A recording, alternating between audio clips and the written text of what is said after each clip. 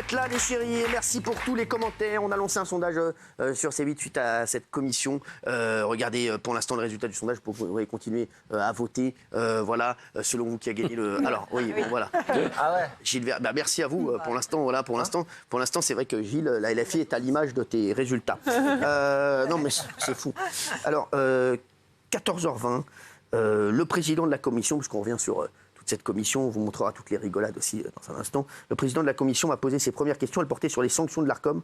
Ça, je vous l'ai dit, j'ai répondu à la façon Renaud. Mais ensuite, il est revenu, ils sont tous revenus, d'ailleurs, c'était toutes les minutes, sur l'épisode très commenté de Louis Boyard, qui nous a valu 3,5 millions d'abord, et non pas 3 millions comme j'ai sur ma fiche, sans savoir qu'on allait pratiquement parler de ça durant toute l'audition. L'audition, je ne sais pas pourquoi, j'ai terminé en tête de suspense. Regardez. J'ai reçu de nombreux députés sur mon plateau. D'ailleurs, il y en a ici qui sont déjà venus sur mon plateau, avec qui c'est très bien passé. J'ai jamais eu de problème avec aucun député, avec aucun invité.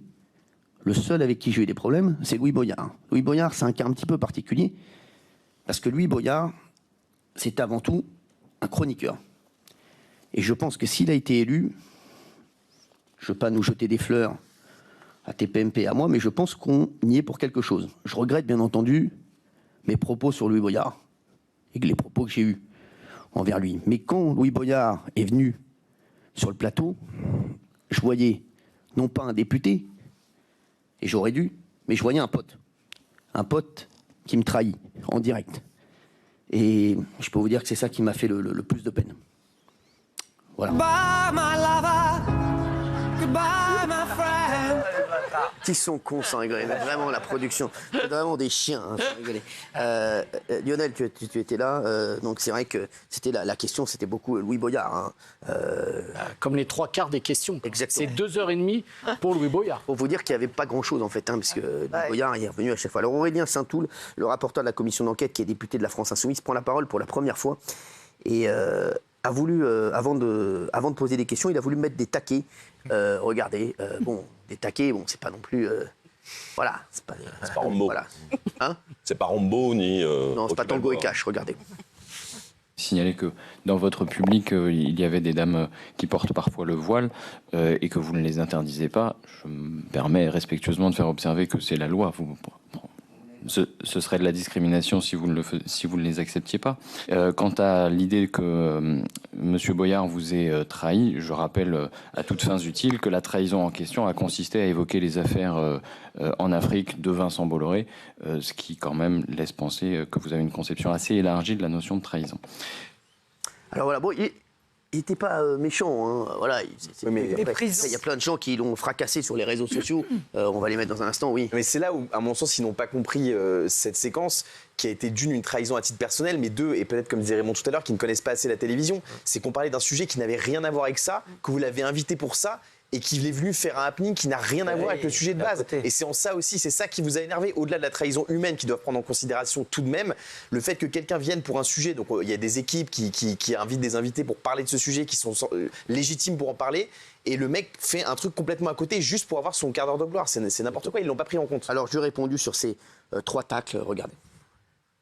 Vous avez parlé du public. Je disais que je suis le seul, aujourd'hui, certainement, à avoir autant de femmes voilées dans le public, ou de personnes avec des kippas. Si vous avez d'autres exemples d'émissions, n'hésitez pas à me les donner. Merci. Sur Louis Boyard, j'ai même pas entendu de quoi il me parlait, Louis Boyard. Vous savez. J'ai juste vu un garçon, un pote, comme j'ai dit, gesticuler et parler d'un sujet qui était complètement contraire et complètement hors sujet par rapport à ce pourquoi il était venu. Voilà, donc Géraldine, voilà. Non, et surtout, je me dis, si on refait le match, je veux dire, si vraiment, tout ce qui est fait ici est contraire à son éthique, à sa vision de voir les choses, le monde et tout ça, pourquoi il a accepté d'être chroniqueur et pourquoi ça ne lui a jamais posé de problème avant. Voilà. Donc effectivement, c'est malhonnête intellectuellement, parce que ça ne peut pas ne pas vous poser de problème le lundi, mardi, mercredi quand vous êtes payé, et à partir du moment où vous n'êtes plus payé, le jeudi, vendredi, là, vous posez un problème. Voilà, c'est bizarre. Alors, je leur ai ensuite rappelé que TPMP avait eu des amendes disproportionnées, parce que je le pense vraiment, et vraiment que c'est disproportionné, mais totalement. Regardez. Il y a un vrai acharnement sur mes émissions. On le sait. On doit faire 3 fois plus attention que les autres. Vous savez, je vous dis, à événement similaire, on va prendre une sanction, une autre chaîne ne va pas la prendre, ou un autre animateur ne va pas la prendre. Alors je dérange, oui, je le sais. Vous croyez qu'on ne dérange pas les autres chaînes, monsieur? Vous vous rendez compte? 2 millions de téléspectateurs tous les soirs. Aujourd'hui, des gens veulent, en tout cas, me faire sortir du paysage audiovisuel parce que je dis des choses que personne ne dit aussi à l'antenne. Oui. Là, ils n'ont pas su quoi répondre sur la disproportion des sanctions. Vous les avez séchées. Alors, Jérôme Guedj a dit il y a déjà eu et tout ça, mais il a cité un très vieil exemple. Et sinon, ils n'ont pas su justifier. Non, personne d'entre eux n'a répondu. Ils ont reposé des questions, mais personne n'a pu répondre pourquoi ces sanctions visiblement ciblées. Et ce qui est très étonnant, c'est qu'ils n'écoutent jamais les réponses. Ouais. Aurélien est sur son Saint-Toul, et sur son portable, pose la question. Alors, ils ont une technique particulière de balancer le micro. On n'a pas osé détruire le matériel. Comme ça, la question, une claque au micro et le portable. Il n'y a pas d'écoute de la réponse. Alors, justement, j'avais mon souffleur, puisqu'il était à côté de moi, pour donner des chiffres. Regardez. C'est vrai, ça. Très vite, sur C8, il y a eu un succès incroyable. Et j'ai toujours voulu que Touche pas mon poste soit une émission populaire. On a fait 300 000 téléspectateurs, 500 000, 700 000, 1 million. Quand on a fait le premier million de téléspectateurs, c'était incroyable pour une chaîne de la TNT à cette heure-ci. Puis après, on a fait 1,2 million, puis aujourd'hui 2 millions. Et c'est vrai que voilà, c'est une aventure incroyable. C'est un travail au quotidien qui est monstrueux pour les équipes.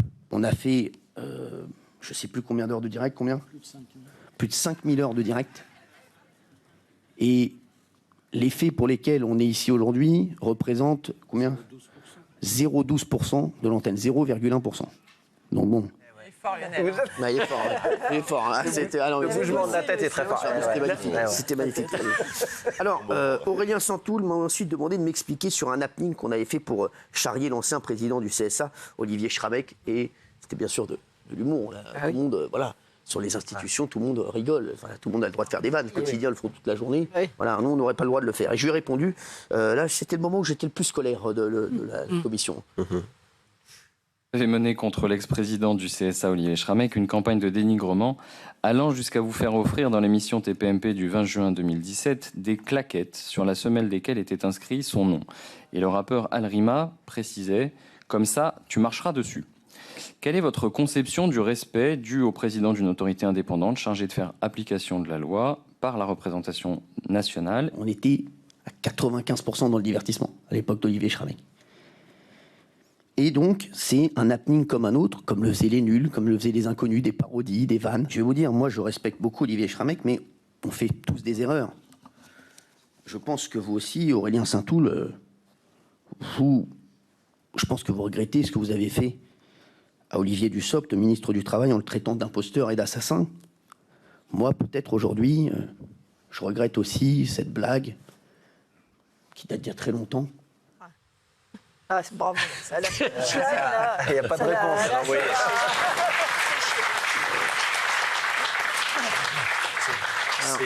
Beaucoup disent que c'est le tournant du match. Hein. Je trouve que c'est une question. Moi, je trouve que c'est une question qui est quand même très dangereuse. Bien sûr. C'est une question qui est très dangereuse parce que c'est le début du procès du rire.